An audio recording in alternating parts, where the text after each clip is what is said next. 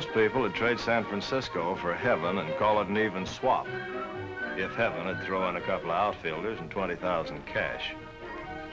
You don't get much argument, but down on the waterfront, it's a little tougher to prove. The Embarcadero's on the west side of the bay, and the piers stretch out different sizes like straws on an old broom. The piers start from south of the ferry building and stagger clear past the China docks and hide somewhere out of sight. Pier 23. That's where I come in. Me, Denny O'Brien. I rent out boats and do anything else that means long odds and short hours. My sideline's trouble. And as long as I get paid, I can't be responsible for the guys who hire me. Anyhow, it's a way to make a living. And if you never save enough to get married, at least you got enough to leave town on. Down at the waterfront, everything's as hard to peddle as a second-hand toothbrush. And a set of morals won't cause any more stir than Mother's Day in an orphanage.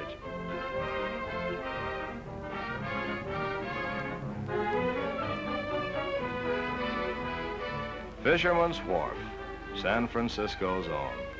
And if you love seafood, this is paradise. Market Street. This is the hub, where I always get the latest edition of the paper. Yes, sir. This town's really got some good points. There's the opera, for instance, and the Presidio. I'm a pigeon for an auction sale. They draw me like Hoppy pulls the kids.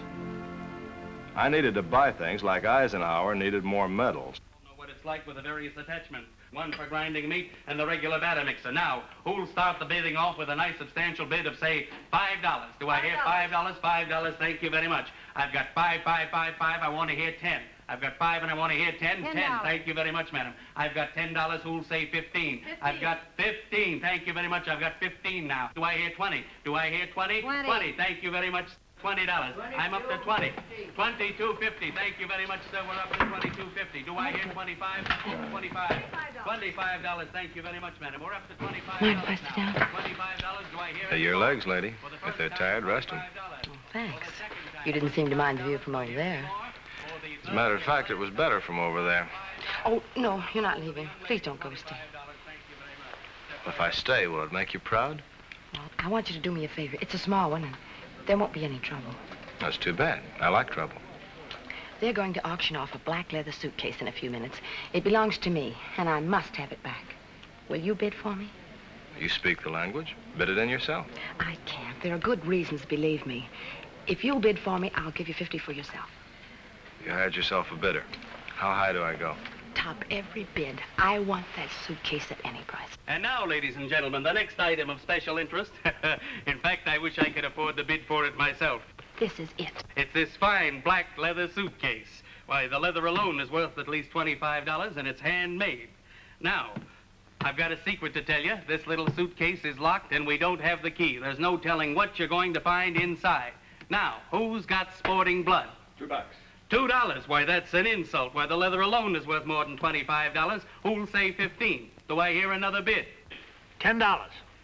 10, the man says. That's more like it. Who'll give 25? I've heard 10, 10, 10. Who'll give 25? Start pitching for our team, mister. 25. $25. 25. Who'll say 50? 50. Now we're getting somewhere. This is action. The gentleman bids 50. Double it. 100. The man in the back row bids 100. Now, who'll give 200? Come on, folks. Let's get with it. 200. You get competition, lady. I've got you. Keep bidding. 300. 500. That suitcase must be filled with gold. It is. That's what we like here, action. 700. 800. 800. I've got $800. The bid is 800. I want 1,000. Don't give up now, mister. I've got 800. Who'll say 1,000? Can you take it off your income tax? You make the noises. I'll juggle the figures. 1,000. $1,000, ladies and gentlemen. $1,000. Who'll say 1,500? I've got 1,000. Who'll say 1,500 now? All right, ladies and gentlemen. $1,000. For the first time, $1,000. All right, for the second time, $1,000. For the third and last time, $1,000. Sold to the gentleman in the rear of the house for $1,000 if you'll just step right up and claim your suitcase. Here's the money. You go get the suitcase and hurry back. Sure. Look, don't let him open it. Whatever you do, don't let him open it. It's your party. Okay. It comes from the Rockefeller collection, but it is a good electric alarm clock. Now, all you have to do to take this lovely clock home with you is to start the bidding right now. Thank you, sir. If you just sign your name there, the suitcase is yours. By the way, I've got a little bunch of keys here. What say we open up the suitcase and show the folks what's inside? Just one of my relatives. Thank you very much, sir. And now, ladies and gentlemen, just to stimulate the bidding a little bit, I'm going to step off and bring on a brand new item. Hey, Pop. Where's the girl? The blonde with the dark glasses. To jail term, son. I don't follow 'em home anymore. Look, she was here just a minute ago. You must have seen her leave. No. She had to go right by you to get out. Come on, think, Pop. No, son. Not when you get to be my age. Well, the blonde was gone. I felt kind of silly. The same way you do when you're being fitted for new shoes and discover you got a hole in your sock.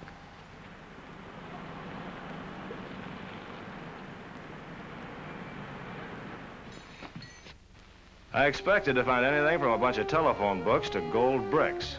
But what could I do with this thing? I wondered why that guy was bidding against me. And what happened to the girl who paid $1,000 for a horn? For $1,000, you can buy a whole brass section.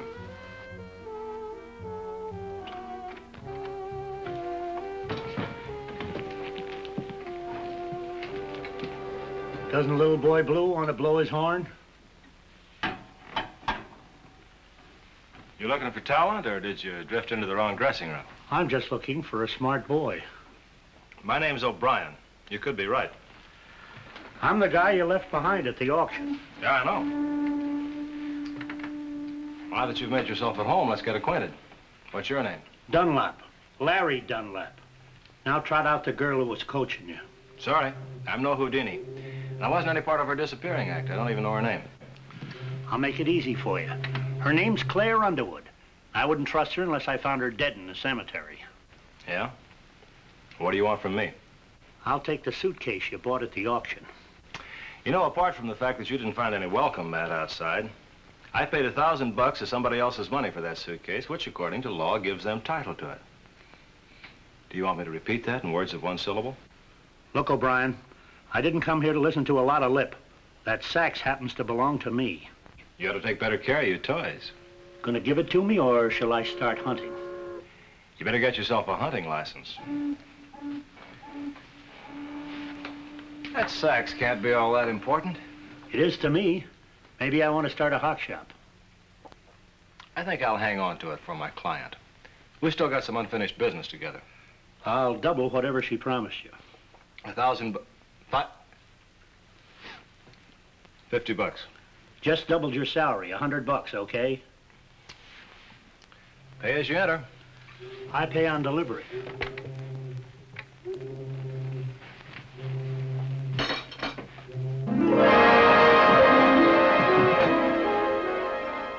When I started coming to, my head felt the size of a social worker's heart. But I was enjoying the pretty pictures until I saw that badge and the puss of Inspector Brugger of San Francisco Homicide.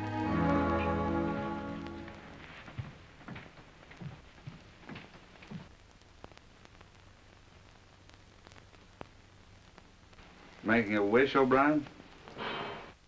Well, if I am, it didn't come true. You're still here. Oh, I think my hips crushed. The bones are sticking through the skin. Broken bones. Junk. Junk, he says. My favorite English briar. All right, Kelly, wait for me outside. What are you collecting? Alibis. What's yours for last night at 12 o'clock? Depends on what night this is. This isn't night. The sun's shining and it's Thursday. I was in bed. You got a witness? Oh, why? How about the guy you bought that suitcase from? Tell me more. The auctioneer, Cole, says the $1,000 you gave him got homesick and left. He says somebody robbed him before he had a chance to count it good. What's your story? Why does Cole think I'm an Indian giver? He says you paid him a return visit and helped yourself to the $1,000. Let's have the pitch. Well, it's a wild one, Brugger. You see, I was forced to do this dame a favor. I bet you force easy. Well, as a matter of fact, I was bidding in a suitcase for her at an auction, and while I was up paying and signing for the suitcase, she took a powder on me. Well, thank you. You got a very active memory. Can you think of her name? Sure, Claire Underwood. Run her down and see what he gets you. What's her connection with Charlie Beebe? What's a Charlie Beebe? He was a musician. Somebody shot him dead. Never heard of him. Maybe you just heard of his instrument. Oh. Let me guess. It was a saxophone, huh? You know, Brugger, I don't get this. You're covering an awful lot of territory. A murder, I can understand, but a robbery... Robbery detail gets this call from Cole about somebody holding him up for $1,000 they paid for a suitcase with a saxophone in it. So they trace the saxophone and find out it's Charlie Beebe's. They know I'm on the Beebe case and they tip me off. Simple, huh? Yeah, too simple. I think that saxophone is connected with the murder. Where is it? I don't know. A torpedo named Larry Dunlap walked in and sapped me for it. Yeah? How hard did he sap you, O'Brien? Hard enough. Why? Because there's blood on the carpet here. It can't be yours. You don't have any. How'd it get here? Why, I don't know. Maybe somebody got lost and figured this was a blood bank. Or maybe they thought it was a morgue and left a body. I'll look around. Yeah, look under the carpet. Maybe it was a little guy. Okay, O'Brien. I'm not taking you in yet. But if there's blood, there must be a body. It'll show. And when it does, we'll turn it in for yours. You'll have to stand on your head to pin this one on me. Maybe I will. Shouldn't be too hard for you at that. Square head. There was a line of question marks during a time step in my foggy brain. Why did that lug Dunlap slug me?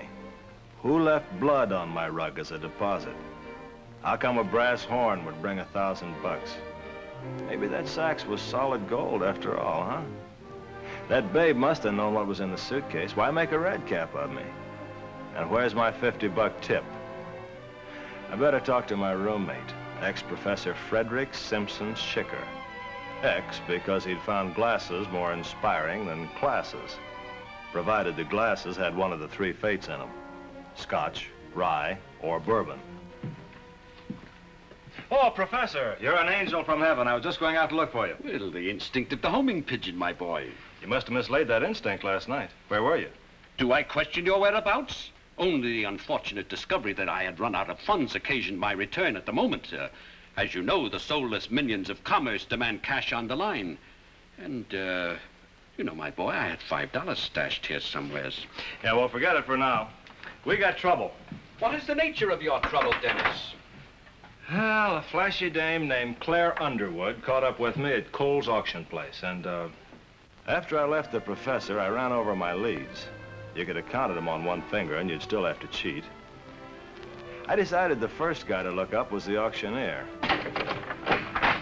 We're closed until the night sale, mister. I told you we're closed right now. But if there's anything I can do for you... You can tell me a straight story. The one you told the police that got them polishing up the electric chair for me. You're the guy that bought the black suitcase. You got a good memory. How good is it for robbery? Well, it was dark outside. Someone hit me from behind. I thought it was you. When I come to, $1,000 was missing, so I called the cops.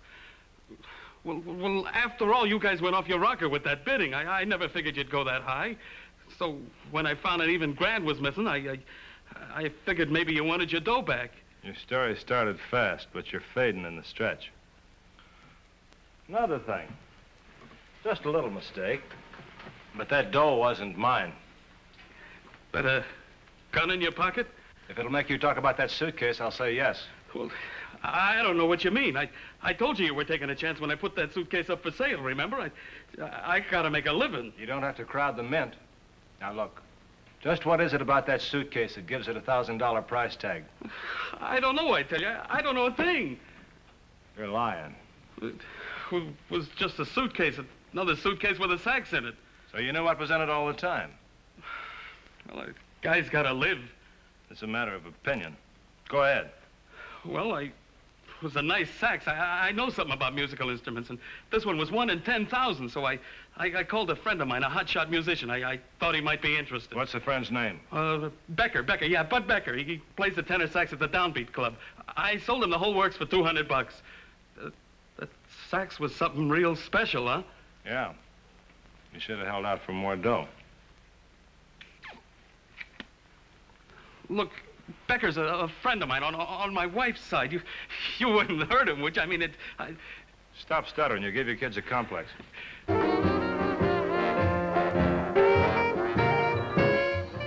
The sax player I wanted to see was out front blowing his brains out, so I went back to the dressing room where the musicians grabbed their second wind with the short one.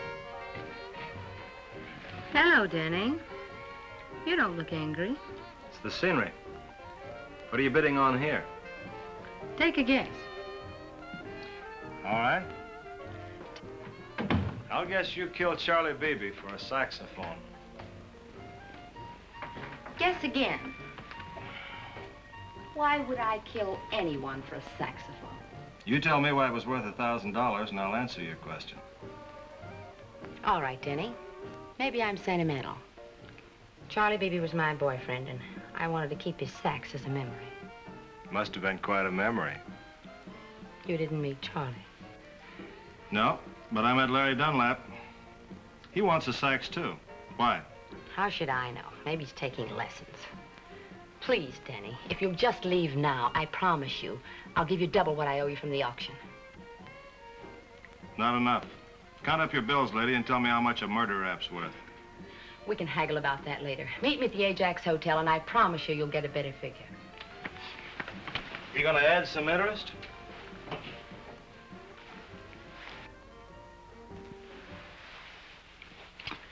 The music stopped, Denny.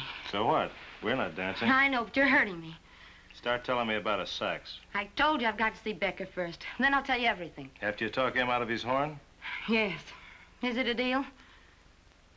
You're too anxious to sign. But it's a deal. Yeah, Professor?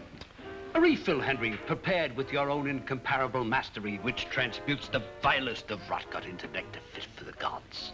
Them big words get me, Professor. They sure sound nice. But from there on, they're past me. Now, you want a refill, is that it? Your capacity for lucid deduction uplifts my soul, Henry. Ah, Dennis, you're a welcome sight. Why the table? Did you fall off the bar? I paused here for but a moment of surcease. A drink for Mr. O'Brien, Henry. One like his, mister? Not like anybody. Skip it. Skip it? His is a mundane soul. Humor him, Henry. Bring it to me instead. Bring the bottle. Yes, sir. Well, Shecker? First communique, meager, but not utterly unsuccessful. It seems the Underwood filly has done time. Yeah? 6 months, I believe, for shoplifting. But 'tis rumored that upon emerging from her incarceration, she was destined, if not for better things, at least bigger. Uh-huh. Oh, proceed. Well, your Mr. Dunlap had a predilection for merchandise, best described in the parlance of the half-world as hot. What about Beebe? The late lamented Mr. Beebe was a society musician, in demand at coming-outs, receptions, and the like. 'Tis rumored that his worst crimes were in the cause of music, with his saxophone. A society sideman, a shoplifter, and a fence. That's a cozy little trio. Yes, Dennis, but what does it all add up to? A headache. Well, I've got a date. You go on down to headquarters. If Sergeant Riley's on the desk, you might get a lead from him. Call me later. I'll do that, Dennis. And, Professor, go easy on the lemonade, huh? Oh, I've given it up, my boy.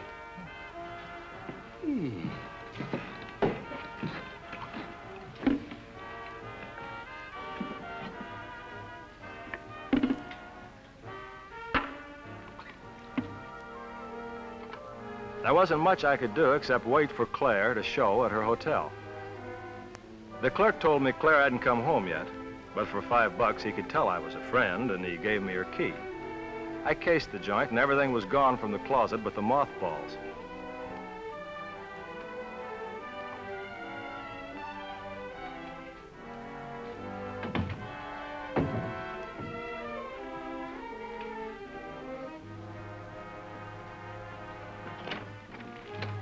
Can I come in, O'Brien? You're a big boy now, Dunlap. Make up your own mind. Where's Claire? You're early. I guess she's still busy. I'll wait. Maybe a long wait. I'm not going to hang around. The fun's just beginning. Sit down. I guess I am tired. Yeah. This heater makes everybody drowsy. Now, what are your connections with Claire?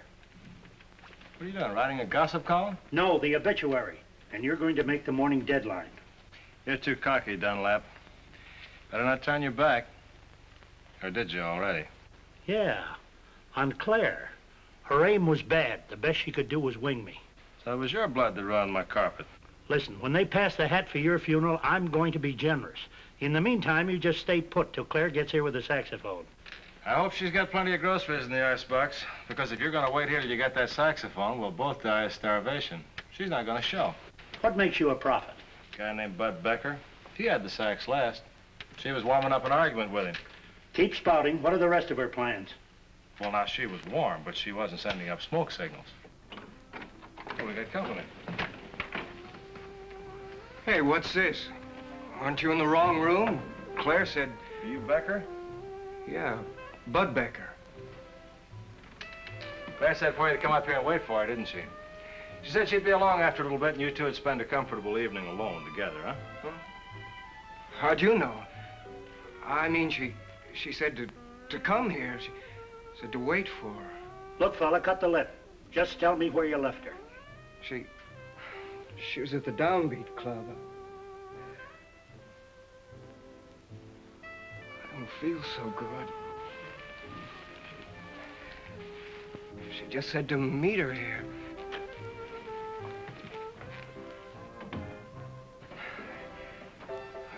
I feel kind of woozy. I guess I gave the new sax too big a ride tonight. The one you bought from Cole? Yeah, and what a sweetheart. You know how you look all your life for a horn like that, and then all of a sudden, zoom, you see it. What did Claire want tonight? She wanted to buy it. But can you see Heifetz peddling his Strad?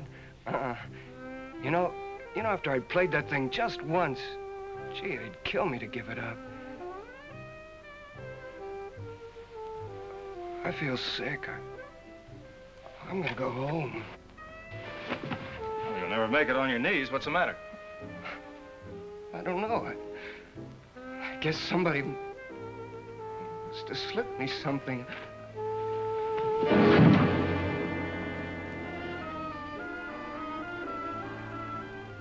know what it was, kid? Sure, it's your 2 weeks' notice.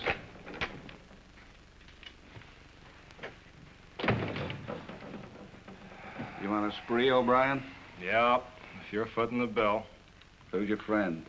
He's nobody's friend now. His name was Bud Becker. He was a musician at the Downbeat Club.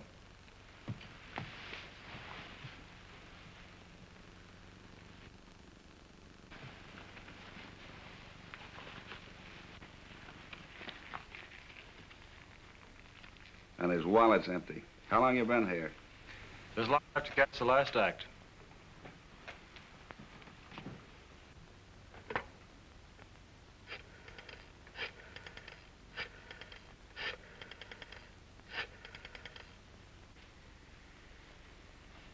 Mrs. Brugger, give me homicide. Hello, I got a customer for the dock here. Send the wagon to the Ajax Hotel. Yeah, and I want a lab report fast. I tail a guy named Dunlap here and I find you. A dead body. I think he's been poisoned. Well, don't look at me. Talk to Claire Underwood. What about? When I left her at the Downbeat Club, she was warming up an argument with him about his sax. Did she get it? I don't know. But if she didn't, Dunlap's wasting man hours. He just left here, and I got an idea she's on his list. Yeah, and I'm about to get an idea myself. Does it hurt? I think you and that Underwood dame are running some kind of racket, and she left you behind the front floor. You haven't seen her, Brugger. She doesn't need that kind of help. All right, big shot, you can be on your way. But don't think you're in the clear. I think you're in this up to your ears, and I'll go a long way to get you. A long way. I'll be around.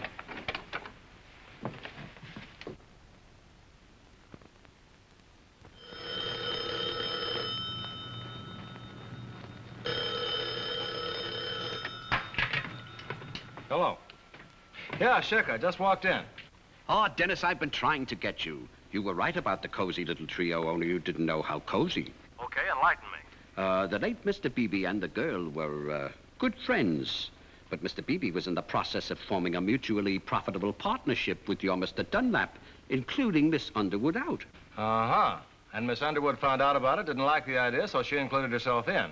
And Beebe is forcibly assisted to his reward, shall we say. with a $1,000 saxophone playing the funeral march. Riley tells me Brugger is greatly agitated about you, Dennis. He thinks you're planning a drastic step to evade justice. Someone ordered a reservation on the 2 a.m. plane to Mexico in the name of D. O'Brien. I'm being jockeyed, Professor. It's either Claire or Dunlap. Look, I'm going to go out to the airport, but I want you to do a quick job for me first. A musician named Bud Becker kicked off about an hour ago. Now, Brugger sent his buddy down to the morgue for a lab report.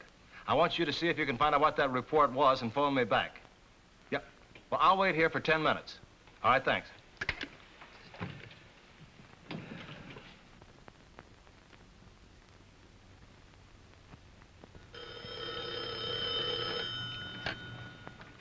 Yeah? What'd you find out? The lab report shows Becker died of poisoning. All right, thanks. I'm going out to the airport and see what I look like taking a plane for Mexico. Bye.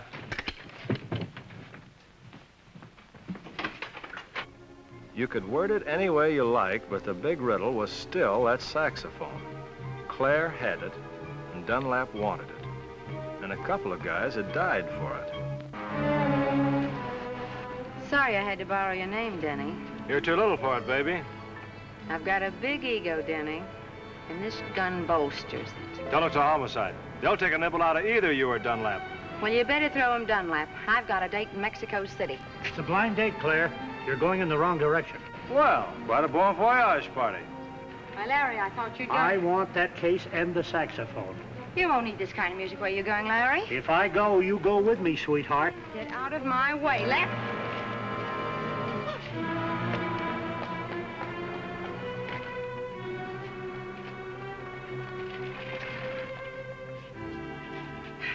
Nice work, O'Brien.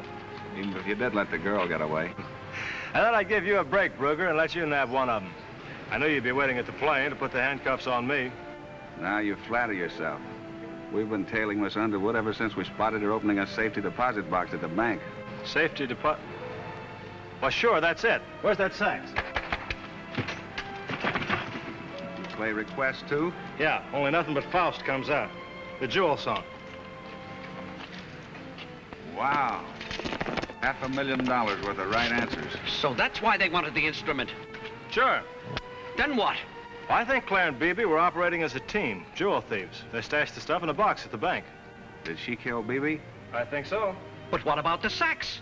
Well, if you ask Claire real nice, I think she'll tell you that it held the key to the whole thing. A key to a box full of pretty baubles. Well, where does Becker fit in? Well, it's a funny thing, but he was the only one who was interested in the horn because it played pretty notes. So he swapped it to Claire for a Mickey. That was one time he really played music that was out of this world. Maybe your luck is changing, Dennis. Maybe you'll stick to renting boats for a while. Well, maybe. Ah, company.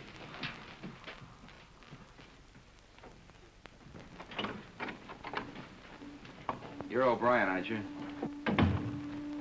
It's too late to change now. You got a crummy layout, fella. If this is a tax estimate, I'll agree with you. Just an observation. Your boat's in any better condition? They'll go as far as the gas will take them. What's on your mind? I want to rent one of them tonight. The name's Spadley, Edgar Spadley. Sounds like a cop. Well, that's close. I'm a private detective. Yeah? What program? I got a job I can't handle myself. I thought maybe I could throw it your way. Maybe you can. Start throwing. Does $50 sound easy? Not the way you say it. Pitch me another one. I want to hire you and your boat tonight. I got a client, a girl from Nob Hill. I want you to take her out to a yacht party this evening. Was she lonely or slumming? Don't be self-conscious, O'Brien. She just hates to go to parties alone. If she's got money, she's got friends. Let one of them take her. It's a fast crowd. She wants somebody who can keep her out of trouble. What kind of trouble? Strong liquor and strong men. What's the matter? Hasn't she got any willpower? She hasn't proved it yet. What's her name? Vicky Jason. But if you get real friendly, you'll think up one of your own. You'll never be out of a job, Spadley. Where do I find her? She'll find you. Be at Pier 23 about 8:30. What's the name of the boat? It's called the Sea Breeze, anchored just north of Goat Island. You got it? Yeah. Everything but the $50. Yeah. Here. It's an easy 50. Never easy. By the time you're through, it all earns hard. Oh, stop beefing. Wait till you see her. There's a lot of guys that'd give their right arm just to go out with her. I'll bet if you set the deal, they did, too.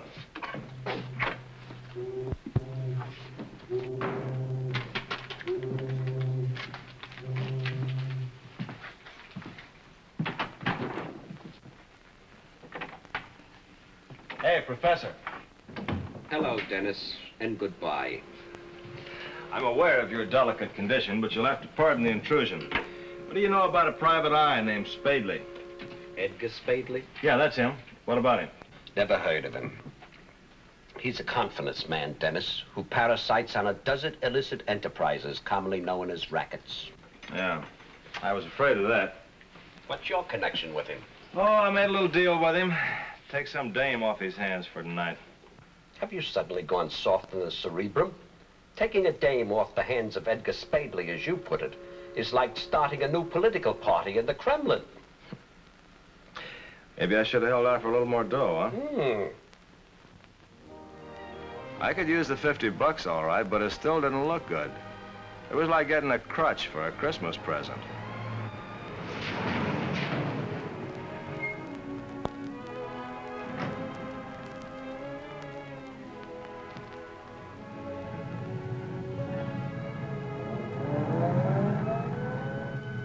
Good evening, Mr. O'Brien.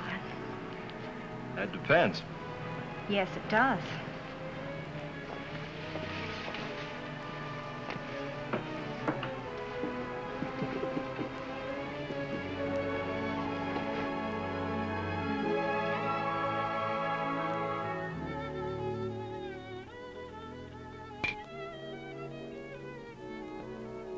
I don't understand it. Where is everyone? Surprised, aren't you? Maybe we came a little early. Maybe about a week too early, huh? The invitation said tonight. You believe me, don't you, Denny? For $50, do I have to? I would for less. I believe you would. All right, stop pouting. As long as we're going to be here alone, we might as well enjoy ourselves. I'll mix us a drink. Hey, mix me a story. What'd you drag me out here for? You sound like a husband, Denny. We just met. Does that slow you down? Just a little. But the drink will warm me up. May I pour you one? Sure. All right, Denny. Say when. You'll have your own ideas about that. I'll work on them. Look, lady, give me a hint. What are we playing? Don't be so reluctant, Denny. Is there anything wrong with me? What do your friends say? They're usually crazy about me. How bad? You make me sound conceited. Don't you like women? Yeah. Only I get my thrills from a billboard. That's just propaganda. Come here and try some of the real thing. All right. What'll it lead to? Does it matter now? It matters later. Then we'll worry later.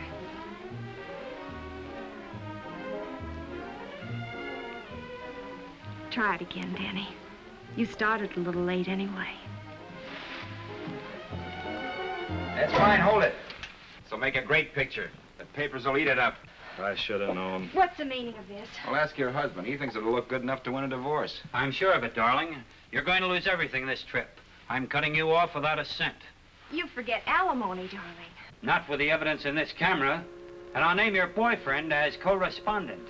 Look, mister, I was framed in this thing.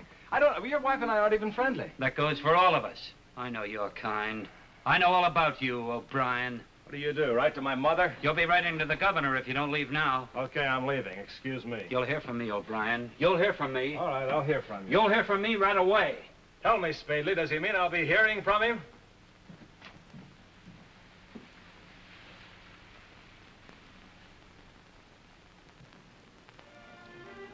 I knew I had to see Jason and square things with him. The next morning, I called his office and found out he'd gone back out to his boat.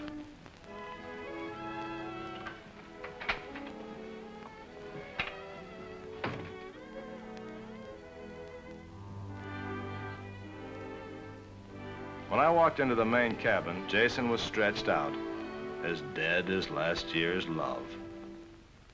Hello. What are you looking for? A way out. Well, how'd you get on board? I knew a termite. Now it's your turn to lie. I don't have to. I'm Sheila Bates. Arnold Jason is my uncle. Well, you picked a good time to be a relative. What are you talking about? Arnold Jason's dead. Arnold dead? He couldn't be. Does he sleep with his eyes open? Then you killed him, didn't you? I remember you now from that picture. You're O'Brien, aren't you? You did it. I can say yes to part of that. You were in love with my aunt. I heard all about it. So you decided to get rid of Arnold. Listen, sweetheart. I met your uncle once. The only thing I had against him was your aunt. Don't talk that way about my aunt. She's a fine woman. Sure. Only your uncle complained. They just didn't get along, that's all. That's reason enough. Maybe she shot him. She wouldn't have. A divorce is much easier. Yeah, it's cheaper, too. Maybe she killed him for his money. You're wrong again, Mr. O'Brien. The will reads, everything goes to me. That takes her out, doesn't it? Yeah, but it kind of puts you in. You're building up a big lead. All right. We'll do it my way, then. Why don't you use your chin? It's prettier than that gun. It's softer, too. I found you with my uncle's body, Mr. O'Brien. We'll let the police decide who looks guiltier. I'm awfully sorry, darling, but I don't have time. You know, you're kind of a tough family. There. That's better. Now, I'll see you later. I'll call the police. They'll get you. You won't get far. What makes you think I want to get far? I'll just leave you here to cool off. Bye.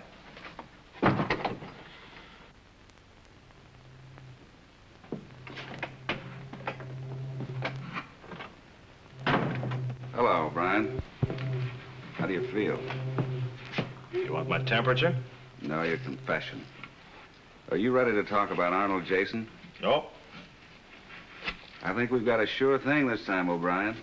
We've got you tied down better than a guy with 8 kids. You'd believe anything a girl told you, Brugger. If it pins you down to a murder, I would. Look, if you got a case, roll it out. The guy was dead before I got there last night. That's one man's opinion. Why would I kill the guy? Too many women, too much whiskey, how'd I know? I got hired to take a dame named Vicky Jason to a yacht party last night. I got paid $50 for the job. At that price, I can do without love. I don't know your problems, O'Brien, but in the picture I saw, you weren't talking politics with the dame. I got roped into that scene. You even tied your own knot. Look, I tell you, I never saw the girl before. I didn't even know she was married. Sheila Bates had a better story. Well, she had more time to make it up. Why don't you check on her in the will? She gets all the dough. I don't think she's the type. Brugger, you wouldn't know a plant if it was sticking out of your lapel. I tell you, one of the Jason bunch tumbled the guy, and they're using me for a patsy. There'll be less scandal that way. Yeah, and more noise. Why don't you pick up a private eye named Ed Spadley?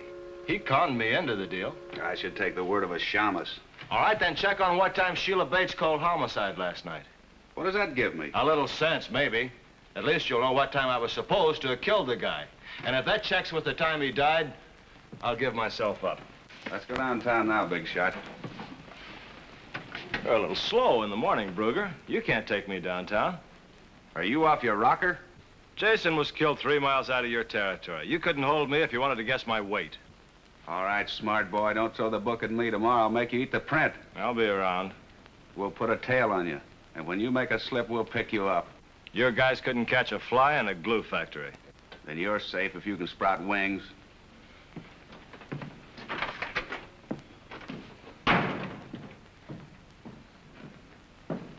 I knew after Brugger left, I'd have to shift into high gear.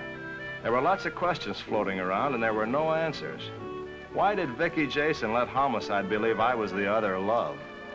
It didn't figure unless she was trying to plant a motive on me for killing her husband.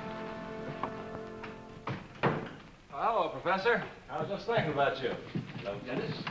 I see you emerged from last night's adventure in a reasonably whole condition. No, I'm not so sure about that. What happened? I got mixed up in a divorce scandal. Oh, I'm afraid I can't help you much there. No, especially not since it turned into a murder rap. Homicide's trying to pin it on me. Brugger wasn't whimsical? No. Say, you remember that dame I was to take off of Spadley's hands last night? Well, her name was Vicky Jason. All I was supposed to do was to take her out to a yacht party and watch her have a good time. Well, were you supposed to stop her or help her? I never found out. When we got out there, nobody was on the yacht. She went into a desert island routine. Would you prefer to omit the rest? Oh, no. She gave me a big bear hug and threw me a big fat kiss. Then her husband and Spadley came barging in with a camera. Did you try to explain the situation to the husband? Yeah. I went back this morning, tried to talk to him. He wouldn't listen. He was dead. Oh, I should have known. Jason's niece, Sheila Bates, came in and found me with the body. She's hollering murder. Since she inherits all the dough, she's got a loud voice. She seems to have a motive. I don't know about that. Maybe so, but my money's still on Vicky. She told Homicide I was her big moment. Looks bad, Dennis. Yeah, it sounds like a family affair. But I got a hunch that guy Spadley is in for more than a fee. Dennis, would you do something for me, please? Sure, Sugar. What? Would you take out an insurance policy? Somebody might need the dough. Well, I think you mean that. I do. Who's going to support me after you're gone?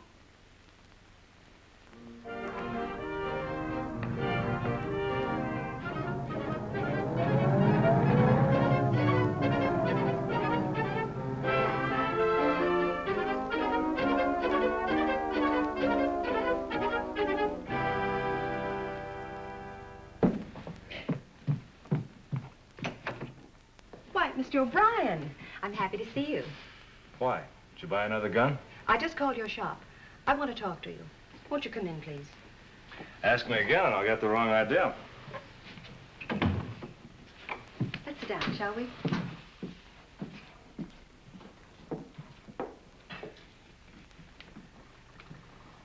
I'm going to shock you, Mr. O'Brien. I think you're innocent.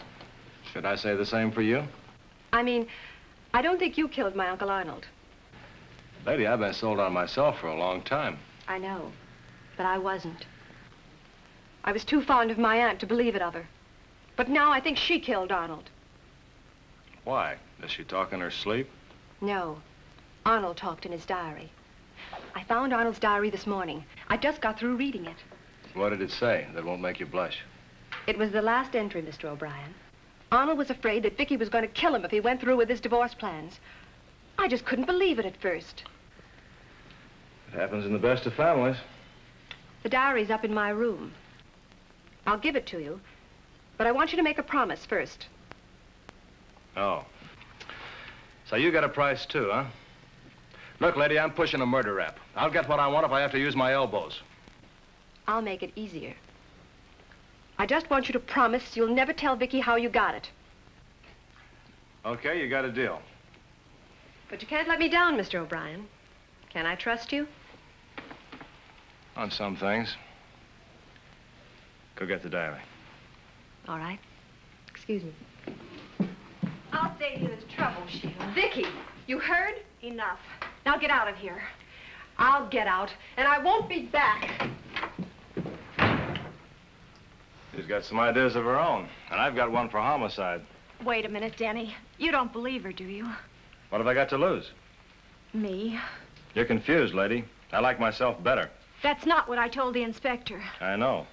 So stop quivering that lip and get me that diary. Let go of my arm, Denny. I don't have a diary. Sheila made up the whole thing. She was lying. She sounded awfully sure. She must have had a lot of practice. Come on, give. All right, Denny. Throw your muscle around. But it's not going to get you anywhere. All right. I'll let the boys down at Homicide try. You'll be sorry. Now get out of here and leave me alone. That's what you want?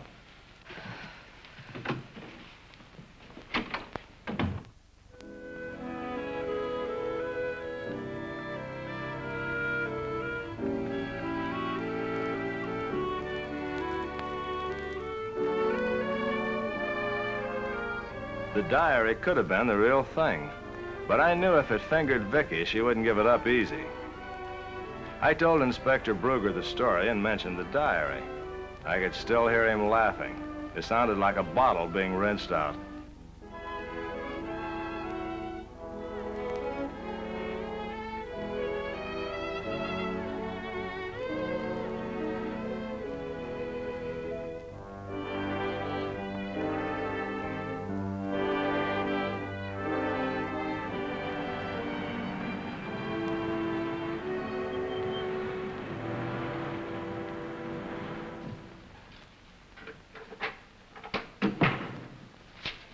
Hello, O'Brien.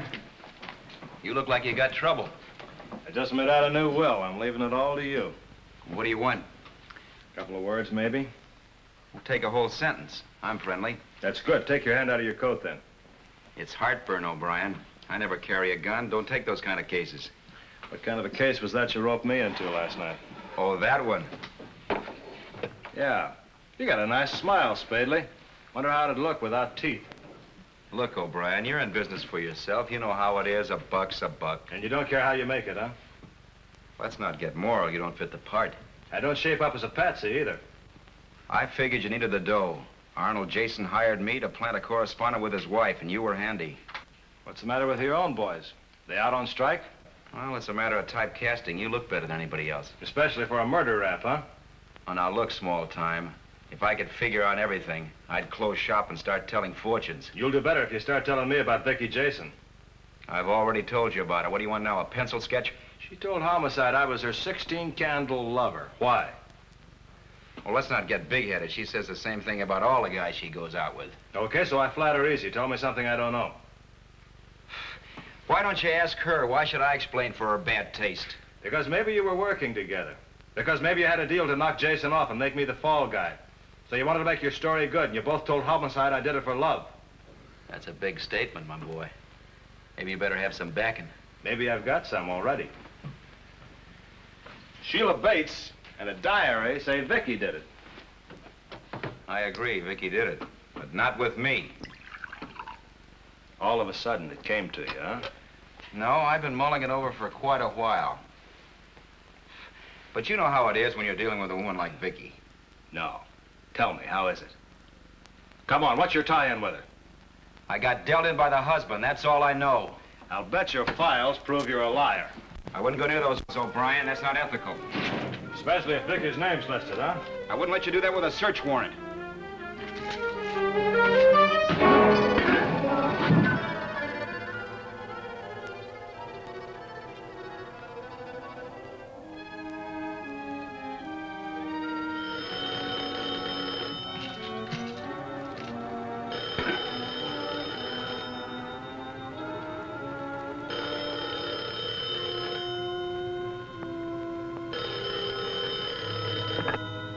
Hello.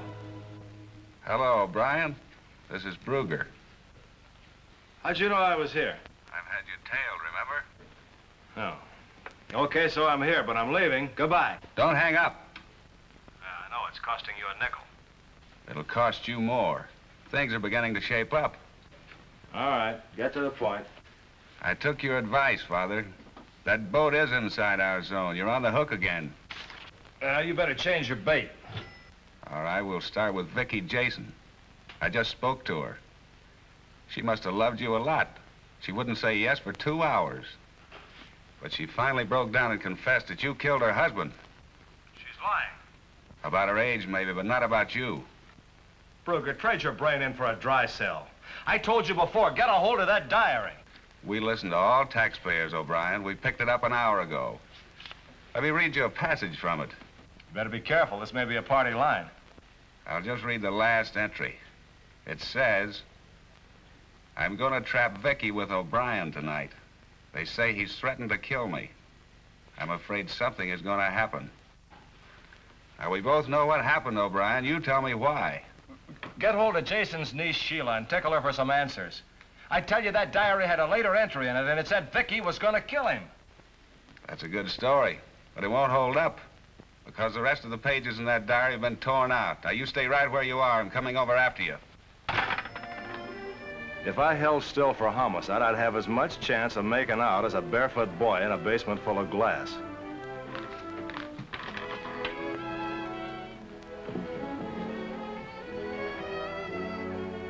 What did you find out about Spadley? It's a success story. He started at the bottom, but worked his way up to a window shade and became a private detective. Now he's engaged to devote more time to keyholes than a locksmith. How does he tie in with Vicky?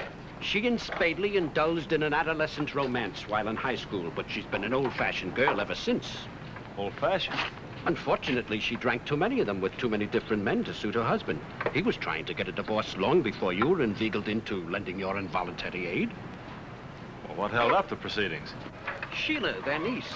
After losing her parents several years ago, she moved in with the Jasons, who became very fond of her. But she had her aunt's ideas. Well, they weren't hereditary because she's got some ideas of her own now. She's been hollering that Vicky killed her Uncle Arnold. Vicky must be a little deaf then. She just filed a claim asking to be made Sheila's guardian. Oh, now it begins to add up. That way she can control the dough that Jason left to Sheila. Not quite. Sheila's old enough to choose her own guardian, and she's turning down Vicky. Who does she favor? Spadely. What? Well, that's gonna bring on some complications. They'll all be legal, though. She's eloping tonight with Spadely to Reno. She's at his apartment now. I think I'll join them.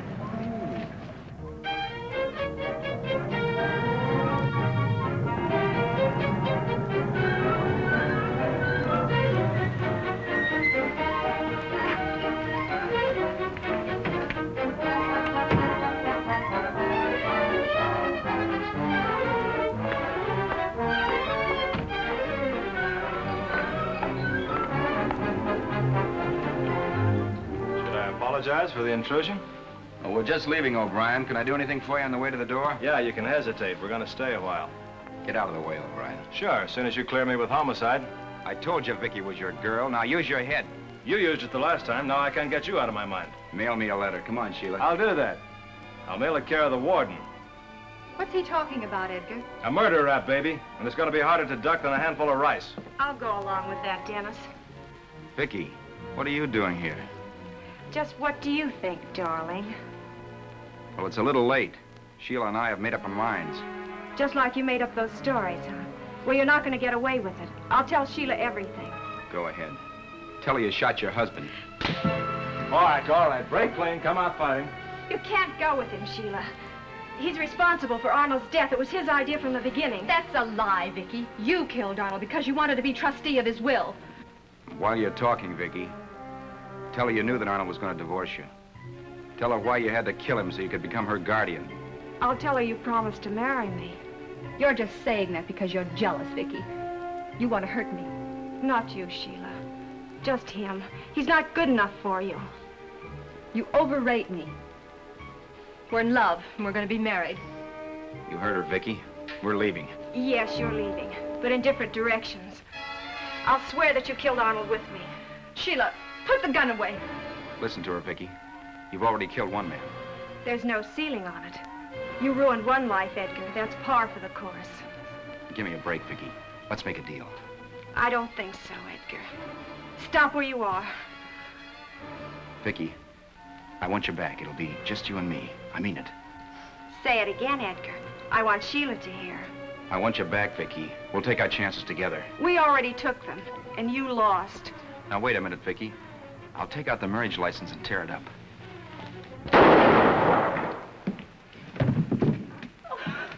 Give up the gun now, lady. You won't need it. I didn't think it would happen this way. Well, don't worry, Vicky. Where you're going, it won't happen again. Take her in and book her, Kelly, for the murder of her husband. Don't feel badly, dear. Things could be a lot worse. You could have wound up married to that guy. I'm going to take her home, Brugger, okay? O'Brien, tell me, what does a gal do with $500,000? I don't know. Same thing she does with $500, I suppose. Only she looks better doing it.